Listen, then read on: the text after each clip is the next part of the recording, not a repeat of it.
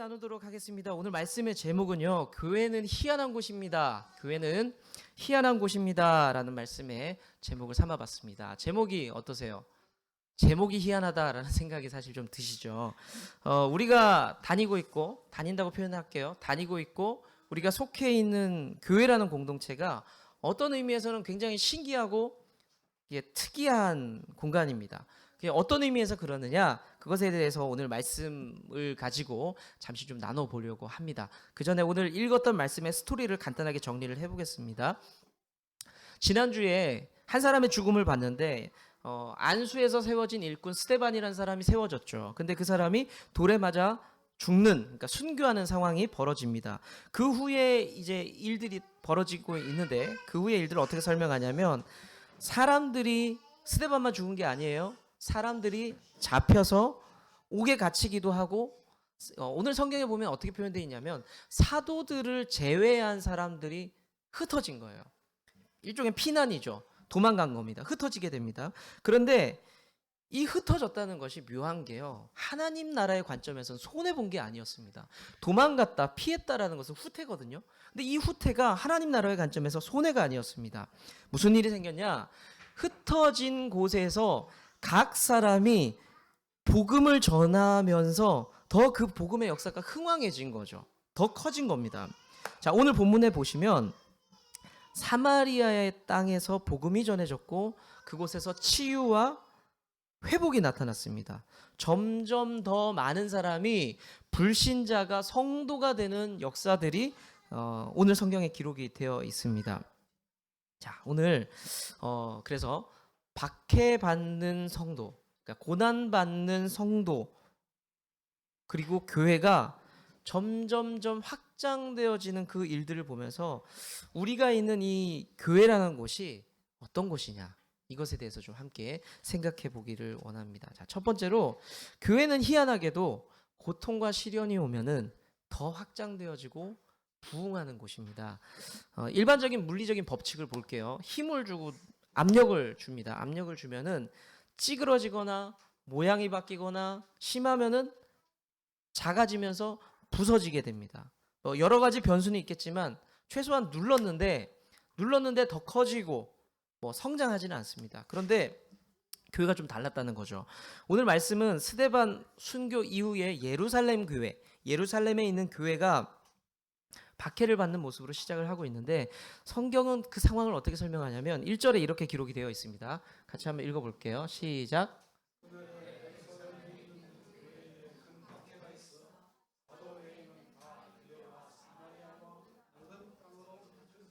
네, 사도 말고는, 그 중심인 사도 말고는 그 모든 예수님의 제자와 성도와 추종 세력들이 다 흩어지게 됩니다. 분명히 부정적인 상황이죠. 자, 일반적인 사회로 볼게요. 회사로 보고 가정으로 볼게요. 다 떠났어요. 그러면 희망이 있을까요? 굉장히 부정적인 상황이죠. 그런데 끝났다라고 생각을 할 수 있습니다. 이 상황에서 또 한 사람이 또 소개되고 등장하고 있는데, 익숙한 이름이 하나가 등장합니다. 사울이 등장을 해요. 사울. 우리가 잘 알고 있는 바울이죠. 바울이 예수님을 만나기 전에 어떤 일을 하고 있었느냐를 성경에 몇 곳에서 소개하고 있는데 그 중에 대표적인 부분입니다. 오늘 바울이 어떤 일을 하고 다녔는지 그 공동번역 성경으로 3절을 한번 읽어보도록 하겠습니다. 시작.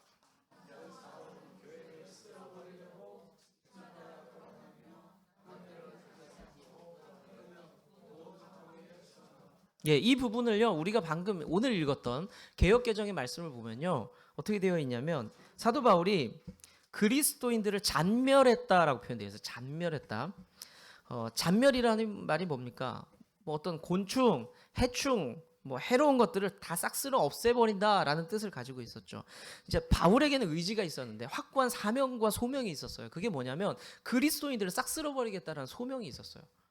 그러니까 이 소명이 굉장히 무서워요. 그게 어떤 색깔을 가지고 있든지 간에 그 소명이 내 안에 불타게 되면요, 내 모든 것을 바쳐서 그 일을 하게 되는 것, 우리는 다 알고 있잖아요. 사도 바울에게 그 불타는 열정이 뭐였냐면 그리스도인들을 싹 쓸어버리겠다, 내가 교회를 다 부셔버리겠다라는 그런 사명이 있었다라는 것이죠.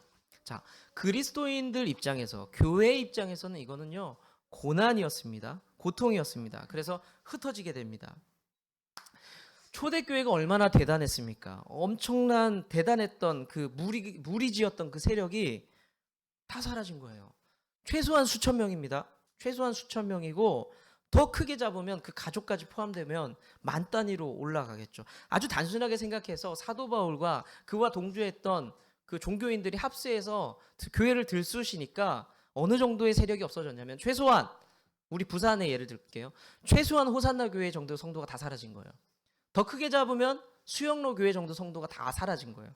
엄청난 핍박이었죠. 초대교회가 어떤 모습이었어요? 스텝을 더 밟기 위해서 준비하는 단계였어요. 성도가 많아지기 시작했습니다. 그래서 직분자를 세웠어요. 어땠어요? 직분자를 세우고 이제 잘 나가는 집단이었습니다. 이제는 잘 될 일만 남은 것 같아요. 그런데 박살을 냈죠. 사도 바울이 박살을 냅니다. 그래서 그런데 이게 멸망이 아니었다라는 것을 우리는 결과적으로 알고 있습니다. 4절부터 말씀을 보시면 흩어진 사람들, 수천 명의 사람들이 어떻게 하느냐? 예전에 예수님 돌아가신 이후에 사도들의 모습, 제자들의 모습, 성도들의 모습을 한번 떠올려 보세요. 예수님이 십자가에서 돌아가신 이후에 제자들은 어떻게 했습니까? 도망 다녔어요. 숨어 있었어요. 문을 꼭 걸어 잠그고 그렇게 숨어 있었습니다. 그런데 달랐어요. 흩어졌지만 이들이 숨어 있지 않습니다. 신분을 감추지 않았어요. 그들이 했던 게 뭐냐? 흩어진 곳에서, 어떻게 보면 도망간 건데, 도망간 곳에서 복음을 증거하기 시작을 합니다. 말도 안 되는 일이 생긴 거예요. 도망가는 사람들이 자기의 신분을 다 노출하기 시작을 합니다. 이게 좀 어떤 상황이냐면 예루살렘의 기존의 종교인들이 보기에 다 얘네들 치우려고 그랬잖아요. 예수 믿는 인간들을 다 치우려고 했는데 이것들이 싹 흩었더니 곳곳에 흩어져서 더 막 많은, 그러니까 세상 말로 얘기하면 더 많은 분신들이 막 흩어져서 활동을 하기 시작한, 이게 좀 더 이상해지는 상황들이 발생을 한 겁니다. 우리는 이 대목에서요 다른 성경 구절 한 대목이 떠오르게 됩니다. 사도행전 1장 8절인데 한번 읽어보겠습니다. 시작.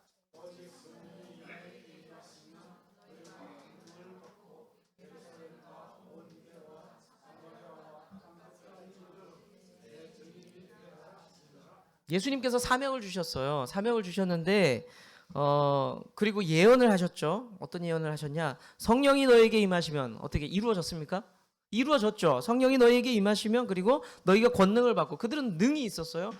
병자들을 고치기도 했고요. 방언을 하기도 했고 능이 있었어요. 그리고 어디에서 증인이 된다고 하셨죠? 유대와 사마리아와 땅끝까지 이르러 증인이 된다고 하셨습니다. 크게 보면은 이 예언은요 지금도 우리를 통해서 이루어지고 있는 것이 맞습니다. 그런데 1차적인 의미로 보자면 이 상황에서는요 이 예언이 이루어진 거예요. 성도들의 입장에서는 성령이 임하셨고 우리에게 권능이 나타났죠. 그런 다음에 우리의 의도는 아니었지만 흩어졌어요. 흩어져서 유대 땅 구석구석에 사마리아 땅까지 가서 그들이 복음을 전하게 됩니다. 제자들이요, 성도들이 이 당시에 이 예수님의 말씀을 기억하면서 주님의 뜻이 이루어졌구나라고 생각했을까요?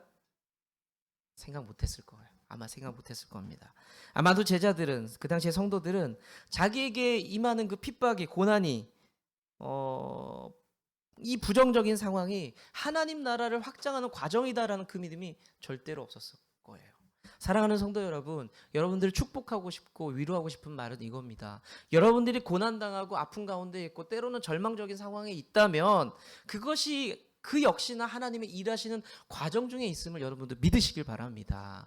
우리가 다 헤아리지 못하고 알 수 없어요. 장로님께서 기도하실 때 이런 기도 표현 자주 하세요. 부지 중에 천사를 대접함과 같이. 무슨 말이에요? 내가 몰랐어요. 그렇지만 내가 대접함이 천사를 대접함과 같았다라는 것이죠. 똑같아요. 우린 부지 중에 있습니다. 몰라요. 내 고난과 아픔과 이 핍박까지도, 부정적인 상황까지도 우리는 모두가 하나님의 큰 틀 안에서 안에서 결국에 하나님의 일을 하고 있다는 것을 여러분들 믿으시길 바랍니다. 네. 자, 이어서 4절부터 13절까지 말씀을 쭉 보시면요, 제자 중에 한 사람, 안수받은 집사 중에 한 사람이 나오는데 빌립이 나와요. 이 빌립이 어디를 가느냐? 사마리아 성에 들어가서 복음을 전파하고 더 많은 성도들을 세우는 일들에 대해서 성경이 기록을 하고 있습니다. 교회는 성도는 분명히 핍박을 받고 있어요. 박해를 받고 있어요. 다 끄집어내지고 쫓겨나고 생명의 위협을 당하고 정치적으로, 문화적으로, 정서적으로 눌려 있습니다. 답이 없어요. 요즘 친구들 말로 노답이에요. 어떻게 해야 될지 몰라요. 그런데 우리가 한번 당시에 성도였다고 한번 생각을 해보겠습니다. 여러분들이 그 당시 성도였어요. 일터도 잃어버립니다. 일상을 살아가는데 다 쫓겨나요. 그리고 내 이웃이었는데 그 사람들이 안면몰수, 나를 모른 척합니다. 쫓겨납니다. 그 절망적인 상황이죠. 여러분들 마음이 어떨까요? 절망적이겠죠. 그런데 결과는 확장이었고 부흥이었습니다. 근데 이게 단순히 초대교회 사도행전의 역사가 에서 끝난 것이 아니에요. 교회사를 보잖아요. 교회 역사를 보면요, 이 사실이 증명이 됩니다. 복음으로 인해서 고난받고 핍박받고 어려움을 겪을 때 신자들은 어떻게 했느냐, 더 기도하고 더 참아내고 사명을 감당하면서 결국에는 하나님의 크신 일들을 경험했다라는 것이죠. 여러분들은 아주 가까이에서는요, 교회 안에서 간증 많이 들어보셨을 거예요. 내가 그렇게 고생하면서 기도하고 남편과 아이들을 위해서 기도했더니 이제 우리 가정이 예수 믿는 가정이 되었다. 그런 기도, 그런 간증들 들어보셨을 겁니다. 성도의 가정이, 성도의 삶이 핍박받는 것은 결국에는 하나님 앞에서 연단받고 훈련받으면서 하나님의 뜻을 이루어가는 과정이라는 것을 여러분들 믿으시길 바랍니다. 네. 그렇지만 반대의 경우도 있어요. 사실은 반대의 경우, 어떤 경우냐면 우리의 모든 상황이 평안해요. 여러분들 중에는 상황이 다 달라요. 고난과 핍박과 어려움과 갈등 중에 있는 분도 계시겠지만 나 요즘 너무 잘 되는데, 나는 요즘 너무 좋은데, 목사님 말이 좀 상황이 이해가 되지 않아요. 다 좋아요 라고 말씀하시는 분도 계실 수 있습니다. 그런데 모든 상황이 평안할 때에 우리는 영적인 위기에 대해서 생각해 볼 필요가 있어요. 역사 속에서 기독교가 국가에서 인정을 받고 심지어 국교가 되는 거예요. 국가에서 예수님 믿으라고 장려를 할 때에 복음이 변질되고 신앙이 오히려 죽는 일들이 엄청 많았어요. 그렇죠? 아주 쉽게 보면요, 로마 시대에 콘스탄티누스가 기독교를 그러니까 인정을 해줘요. 받아들여줘요. 핍박하는 게 아니라 받아요. 그 다음에는 그것을 넘어서 국교화 시켜요. 그래서 카톨릭 문화들이 거기서 막 생겨나죠. 그때부터 무슨 일이 생겼죠? 기독교가 타락하기 시작을 했어요. 영적인 평안, 우리가 평안이라고 이야기하는 것, 우리가 잘 풀린다고 이야기하는 것, 그럴 때에 우리가 구분을 잘 해야 돼요. 이것이 나에게 독이 되는 것이냐, 이것이 나에게 또 다른 시험이 될지도 모른다. 그런 생각들을 해야 된다는 거죠. 자, 우리가 구분을 잘 해야 될 것이 뭐냐? 우리가 대한민국 땅이 복음화가 되는 것은 기도해야 돼요. 이 땅을 하나님 십자가로 인해서 복음화 시켜 주십시오. 우린 기도해야 됩니다. 그런데 우리가 조심해야 될 게 있어요. 그게 뭐냐면 정치적으로 국교화되는 것은 거부해야 돼요. 믿음의 조상들이요, 이것 때문에 순교를 많이 당했어요. 무슨 말이지? 복음화되는 것과 국교화되는 게 뭐가 달라요? 다릅니다. 여러분들 독일은요, 국교화되었어요. 그래서 그냥 태어나면 신자가 되는 거예요. 법적으로, 행정적으로. 이게 문제였던 거죠. 이게 문제가 됩니다. 국교화가 되면 그때부터 무슨 일이 일어나냐면요, 조직이 기독교인을 찍어내는 거예요. 그냥 태어났어요, 기독교인이 되는 거죠. 자연스럽게 그렇게 됩니다. 근데 우리가 이것을 경계해야 돼요. 왜요? 기독교인 많아지는 거잖아요? 아니요. 엄밀히 얘기해서 성경적인 기독교인이 아니에요. 왜냐하면 신앙의 결단이 없어요. 성경은 명확하게 이야기하죠. 신앙의 고백이 있어야 성도라고 이야기를 해요. 그런데 그렇게 찍어내는 사람들은요, 기독교인이 아니에요. 성경적인 그리스도인이 아닙니다. 그 사람들에게는 연단도 없어요. 언제든지 이리 갔다 저리 갔다 할 수 있기 때문에 연단도 없습니다. 진짜 성도가 되지를 못합니다. 이런 무늬만 기독교인들이 막 생겨날 때에 무슨 일이 일어날까요? 작은 고난이 올 때, 문제가 올 때, 작은 시련이 올 때 가을바람 낙엽처럼 이리 갔다 저리 갔다 그냥 사라지는 겁니다. 신앙을 쉽게 버릴 수가 있습니다. 우리가요, 모태신앙 자녀들을 놓고 축복이지만 반대로 두려움 가운데서 기도해 줘야 돼요. 어떤 것이냐면 이 부분을 놓고 기도해야 되죠. 우리 아이가 자라날 때, 성장할 때 연단과 시련을 주님 주십시오라고 우리가 기도해야 돼요. 연단과 시련을 주십시오. 왜냐하면 그게 면역력이거든요. 온실안의 화초가 아니라 그 시련과 연단을 통해서 아이들이 성장하고 강건해지고 굳세질 수 있도록 우리 부모가 기도할 수 있는 것, 이게 바로 믿음입니다. 하나님, 우리 아이들이 평안 가운데서 잘 풀리는 인생 되게 해주십시오. 기도할 수 있죠. 하지만 하나님, 그러함에도 불구하고 그들이 너무 부유해서 예수를 모른다 하는 인생 되지 않도록 하나님, 그들을 좀 연단시켜 주시고 훈련시켜 주세요라고 고백할 줄 아는 것도 우리 부모의 믿음이라는 거예요. 그게 성경은 분명 우리에게 쉽지 않은 좁은 길, 험한 길을 제시하고 있습니다. 예수님께서도 세상이 우리를 미워하는 것이 너무나 당연하다라고 말씀을 하셨죠. 세상과 그리스도인은 물과 기름이에요. 갈등이 일어나고 충돌이 일어나고 섞일 수가 없습니다. 그 거룩한 갈등과 충돌이 우리 안에 있어야 한다는 거죠. 우리가 절망을 맛보고 고통을 경험하고 그 가운데서도 희망을 보는 것은요, 오늘 말씀에 본 것 같이 그 가운데서도 우리가 인지하지 못함 가운데서도 하나님은 계속해서 선하게 일하시기 때문에, 우리가 어려움 속에서도 희망을 보는 것은 하나님 결국 선하게 일하시기 때문에 우리는 희망을 말할 수 있다라는 것입니다.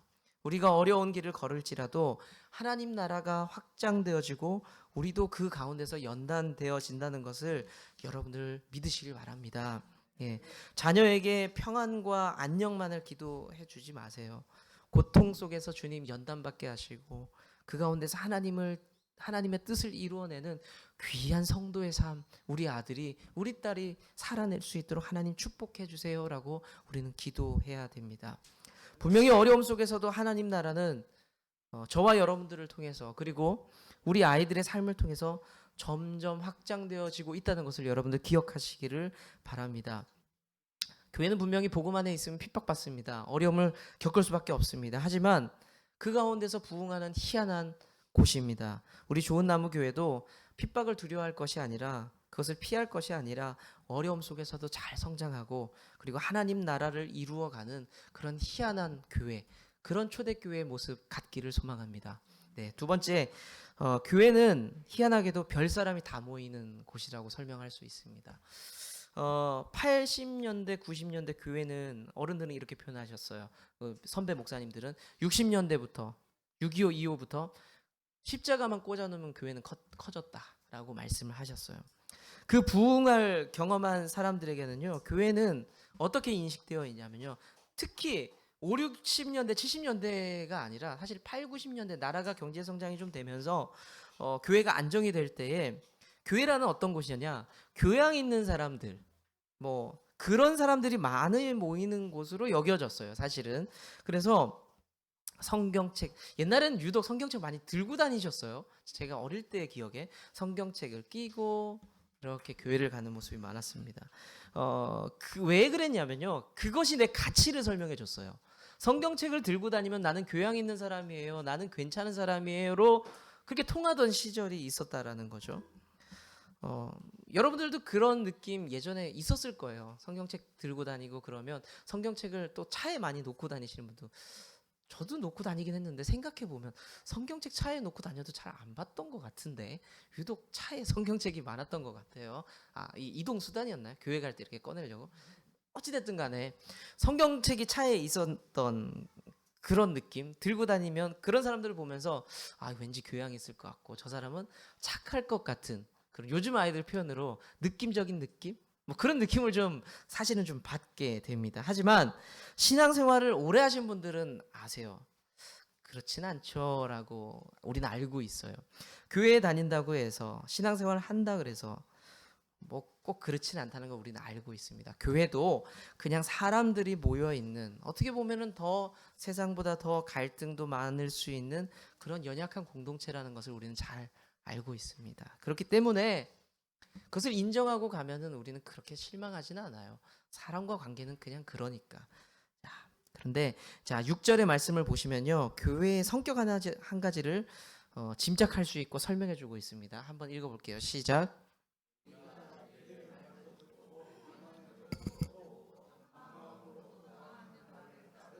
자, 무리라고 설명이 되어 있는데, 물론 여기서 무리는요, 예수님과 상관없는 불신자 그룹입니다. 그런 무리예요.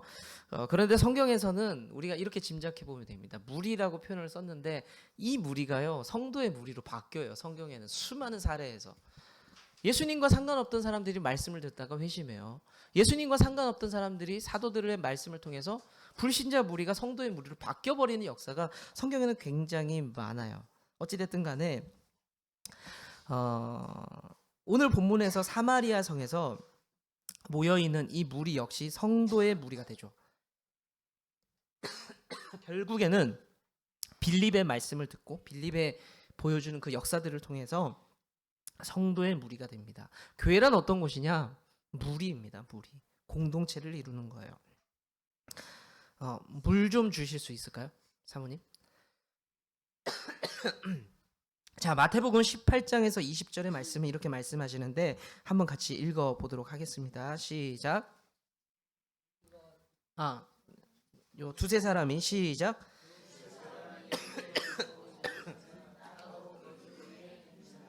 자, 교회의 특징을 뭐라고 이야기하고 있냐면 두세 사람 이상이 모인 공동체를, 그리고 예수님의 임재가 있는 공동체를 교회다, 그 그룹이 성도의 그룹이다라고 이야기를 하고 있습니다. 자, 물론 예수님의 임재가 있는 한 사람, 여러분들도 교회입니다. 성전이에요. 교회입니다. 그렇지만 성경은 교회의 공동체성을 아주 많이 강조하고 있어요. 그래서 요즘 이슈가 되는 게 가나안 성도라는 말을 많이 하고 있죠. 가나안 성도 처음 듣는 말인데 구약 성경에 나오는 뭔가라고 생각하겠지만, 가나안 거꾸로 읽어보세요. 뭐예요? 안 나가요. 안 나가. 나 교회 안 나가. 성도인데 나 교회 안 나갈 거야 라고 말하는 사람들. 그런 사람들은 어떻게 하죠? 성도라고 말을 하고 있기 때문에 인터넷으로 말씀을 들어요. 예배를 봐요. 그리고 더 나는 성도야라는 프라이드가 확실히 있는 분들은 계좌이체를 통해서 자기가 다니는 교회가 아닌데 헌금을 합니다. 난 헌금도 했어. 난 예배도 드렸어. 뭐 이렇게. 근데 안 나가. 예, 그런 겁니다. 상처가 많아서 그럴 수도 있고 뭐 여러 가지 이유가 있겠죠. 그렇지만 왜 교회 나가요? 라고 이야기할 때 좋은 설교를 듣기 위해서, 그러면 인터넷으로 좋은 설교 들으시면 되죠. 왜 제 설교를 들으세요? 찬양이 좋아서, 그 찬양 잘하는 교회 인터넷 예배 드리면 되죠. 교회 밥이 맛있어. 좋은 식당을 가세요. 그러면. 자, 그럼 뭐예요? 이유가 뭐예요? 교회 왜 나와요? 주께서 공동체성을, 성경이 공동체성을 강조해요. 성도의 삶은 결국 부비며 살아가는 거예요. 함께 살아가는 거예요. 철이 철을 날카롭게 한다고 하죠. 우리가 함께 부비면서 갈등도 겪고 신앙의 칼라들을 같이 경험하면서, 그러면서 더 단단해지고 더 날카로워지는 신앙의 내공이 생긴다는 겁니다. 여러분들 고난 가운데서 쓰러지지 않을 수 있는 거는요, 그렇게 연단되었을 때 우리가 더 강건해질 수 있습니다. 어찌됐든 성경은 공동체성을 강조하고 있어요. 예수님이 아까 보셨던 것처럼 두세 사람으로 내 이름으로 모일 것에 대해서 분명히 말씀을 하고 있습니다. 그런데 그렇게 모였어요. 무리를 이룹니다. 그런데 사람들이 다 달라요. 모여있는 사람들이 배경도 다르고 가지고 있는 과거들이 다 다르고 능력도 다릅니다. 다르기 때문에 무슨 일이 일어나냐면 성격이 다르죠. 그에 따라서 행동이 달라지고요. 뭐 여러 가지 모습이 나타납니다. 판단 기준도 달라요. 자, 성도가 되기 전에 그 무리들, 불신자의 무리가 있었죠. 그 무리들을 어떻게 기록을 하고 있는지 7절을 보시면 뭐라고 되어 있냐면, 귀신 들린 자, 그리고 병들을 몇 가지 설명하면서 여러 가지 병들에 걸렸던 자로 표현을 합니다. 불신자의 무리를 이렇게 표현을 해요. 제가 아까 이렇게 말씀드렸어요. 그 불신자의 무리는 어떻게 된다고요? 성도의 무리가 됩니다. 성경의 역사에서는.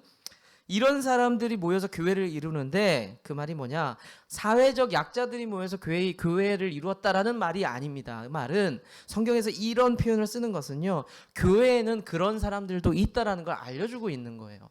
이런 사람 저런 사람 이 모양 저 모양의 사람들이 있다는 겁니다. 자, 예수님은 어떠셨어요? 예수님은 어떤 사람들을 만나셨어요? 병자와 약자와 뭐 조금 사회적으로 드러내기 어려운 사람들, 뭐 과부, 고아, 뭐 귀신 들린 사람 이런 사람들을 만났고 그들이 찾아왔습니다. 물론 정치인들도 있었고요. 종교 지도자들도 있었습니다. 예수님이 특별히 이런 말씀을 하셨어요. 내가 병자를 위해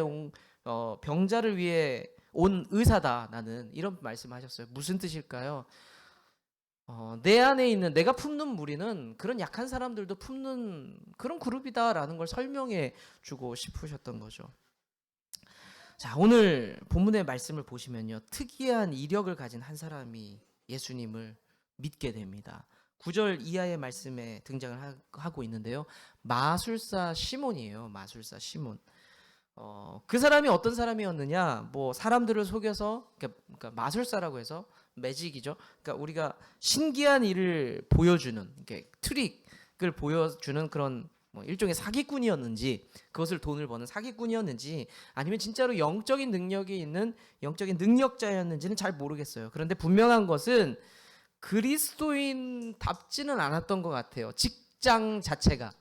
직장이라고 표현할게요. 그 사람 직장이 이거였어요. 그걸 먹고 살았으니까. 직장 자체가 그리스도인과는 좀 어울리지 않는 사람이었어요. 직업의 귀천에 대해서 얘기하자는 게 아니라 좀 조금 뭐 그리스도인인데 난감한 직군이 있어요. 뭐 예를 들면 뭐 룸사롱 사장님이 뭐 성도가 되고 근데 룸사롱 계속 부흥을 위해서 기도하고 있고 뭐 이런 것들 있잖아요. 이게 좀 사실 좀 어려워요. 그런 사례들이 실제로 목회 현장에서는 있으니까요. 그리고 예전에 사역했던 교회에서도 어떤 나이가 좀 많은 청년이 나 교회를 다니고 싶다 이런저런 상담을 하면서 뭐라고 얘기했냐면 제가 사실은 나이트클럽을 좀 운영을 하고 있습니다. 이렇게 얘기를 하더라고요. 그러니까 좀 애매한 게 있어요. 자, 오늘 시몬이 약간 그런 사람이었어요. 마술사, 마법사 시몬입니다. 자, 어찌됐든 그리스도인으로서 어울릴 것 같지 않았던 이 시몬이라는 사람이 결국에는 믿고 침례를 받게 됩니다. 성경은 그렇게 기록을 하고 있어요.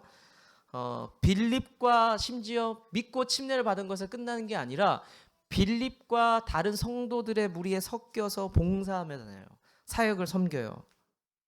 그 속내를 다 알 수는 없겠지만 그 겉모습은 분명히 충성된 일꾼이었습니다. 변화된 사람이었어요. 근데 우리는 뒤에 나올 이야기들 알고 있어요. 이 시몬이 어떤 사람이었는지. 사도에게 찾아와서 성령의 능력을 돈으로 사겠다라고 이야기하는 그런 사람이었죠. 어찌됐든 간에 뒷얘기는 제쳐두고 시몬은요 믿었고요. 침례를 받았고 교회 사역을 섬겼던 사실까지는 부인을 할 수가 없습니다. 자, 이게 시사하는 게 뭐냐면요. 교회에는 다양한 사람들이 진짜 다양한 사람들이 모여 있다는 겁니다. 제가 학생들을, 청소년들을 가르치면서 저는 청소년들을 지칭할 때에 학생부라는 말을 잘 안 써요. 학생이 아닌 사람이 있어요. 요즘 청소년들은.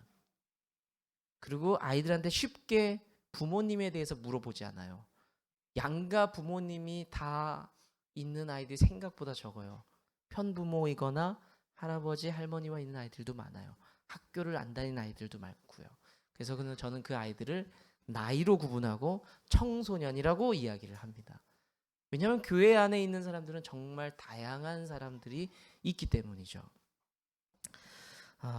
그런데 계속 교회 안에 그룹은 다양하다라고 말씀드렸는데 이게 남의 이야기가 아니에요. 다른 교회의 이야기가 아닙니다. 저의 이야기고 여러분의 이야기고 우리의 이야기라는 거죠. 곰곰이 생각해 보면요. 교회만큼 다양한 사람들이 모인 것도 드물어요. 왜냐하면 세상의 모임들은 기호가 비슷하거나 환경이 비슷한 사람들이 모여요. 근데 교회는 완전히 달라요. 그런 것을 무시하고 그냥 신앙 안에서 모임을 선택한 사람들입니다. 어찌됐든 교회 안에는 연령이 다르고 세대가 다르고 경제력도 다르고 문화, 고향, 배경, 직장, 정치적 성향 다 달라요. 그래서 교회 안에서는 말을 할 때 조심스럽죠. 제가 아까 말씀드린 것처럼 부모님은 이런 얘기를 잘 못해요. 심지어는 부부지만 그분들이 진짜 부부가 아닐 수도 있어요. 부부지만 뭐 어떤 상황들이 있는 것일 수도 있어요. 말을 할 수 없어요. 본인이 오픈하지 않으면 물어보지 않아요. 그게 맞는 것 같아요. 지금은 이 시대에는 좀 맞는 것 같아요. 뭐 마음을 오픈하고 서로 기도할 수 있는 상황이 되면 모르겠지만요. 어찌됐든 교회 안에서는 오히려 같은 거 찾기가 쉽지가 않죠. 같은 거 찾기가 쉽지 않습니다. 보통은 이렇게 다르면요, 어떻게 하죠? 같이 안 있어요. 같이 안 있어요. 다르면 불편하거든요. 같이 안 있어요. 근데 우리는, 교회는 희한한 곳이에요. 예수 그리스도 안에 있는 믿음이 있기 때문에 우리는 같이 밥 먹고 같이 이야기하고 같은 기도의 제목들을 가지고 같이 기도하는 아주 거룩한 공동. 저는 이래서 거룩하다라고 믿습니다. 세상의 기준이 아니라 예수 그리스도 안에 믿음으로 모였기 때문에 그 모든 조건들을 품으며 우리는 함께 기도하는 공동체. 그래서 우리는 거룩한 공동체입니다. 우리 교회도 서로 다르지만, 다른 교회 얘기할 게 없죠. 우리 교회도 마찬가지예요. 서로 다르지만 품어주고 함께 어울릴 수 있는 그런, 제가 오늘 제목으로 잡았던 그런 희한한 교회가 우리 교회 될 수 있기를 축복합니다. 네. 내 기준과 다르다 그래서 너무 뭐라고 하지 마세요. 예. 교회는 그런 곳이에요. 원래 그런 것. 말씀을 맺을게요. 교회라는 것은 이렇게 독특합니다. 갈등도 있고 사고도 있습니다. 많죠. 우리 교회도 다르지 않아요. 사실은. 앞으로 지금 우리 교회가 이제 7개월을 달려왔는데 남들이 이런 표현을 써요. 우리 교회는 이제 허니문이라 그래요. 신혼이다. 다 좋다. 다 이해가 된다. 용납이 된다. 하지만 우리 분명히, 제가 거의 믿음으로 선포하고 예언할게요. 우리에게도 갈등이 있을 거예요. 시련이 있을 거예요. 불편한 게 나타나기 시작할 겁니다. 그럴 때 서로를, 오늘 설교를 기억해 주세요. 교회는 원래 그런 곳이야. 다 다르기 때문에, 기준이 다르기 때문에 교회는 원래 그런 곳이야. 저분이 저게 약점이구나. 그것을 손가락질 할 것이 아니라, 여러분들이 저 사람은 왜 저래가 아니라 그 손을요 좀 모으세요. 기도하세요. 우리 목사님 처음에 되게 좋은 사람 같았는데 알고 보니까 요거요 딱 1년 지나면 나와요. 제가 확신할게요. 근데 가만히 생각해 보세요. 처음 여러분들이 이 교회에 등록할 때 장점이 있었을까요? 신재철 봤을, 아니에요? 그냥 밥이 좋아서 등록하셨어요? 식당 가라니까요. 장점이 보였을 거예요. 그러면 목사님 왜 저래가 아니라 기도하세요. 우리 목사님 주께서 크게 사용하여 주시고, 개성이 있는 우리 목사님, 그 개성이 뭐 개 같은 성질이 아니라 정말로 특별하고 독특한 개성이 있는 우리 목사님을 독특하게 주님 써주세요 라고 여러분들 기도할 수 있는, 여러분들 저만, 특별히 그냥 저만 얘기한 거예요. 저만 못났어요. 우리 다 못났잖아요. 하지만 우리 교회가 그런 어려움과 갈등이 있을 때요, 우리 머리 대신 예수 그리스도만 보자고요. 그분을 바라보면서 우리가 이 안에서 함께 기도하고, 하나님께서 결국에는 이 과정을 통해서 우리를 통해서 일하신다라는 그 확신 가지고 믿음으로 싸워 나가시기를 바랍니다. 우리 주님도요 참 특이하신 분이에요. 그분이 좋은 도구가 많죠. 능력이 많죠. 혼자 일할 수도 있지만 굳이 불편함을 선택하셨어요. 연약한 제자들을 선택하시죠. 지금도 우리를 사용하세요. 연약한 우리를 사용해서 일하고 계십니다. 연약한 우리를 사용해서 일하시는 주님을 신뢰하시면서 끝까지 그 주님을 신뢰하면서 하나님이 우리를 통해서 이루어내실 놀라운 일들을 기대하면서 나아갈 수 있는 좋은 나무교회 성도님 될 수 있기를 축복합니다.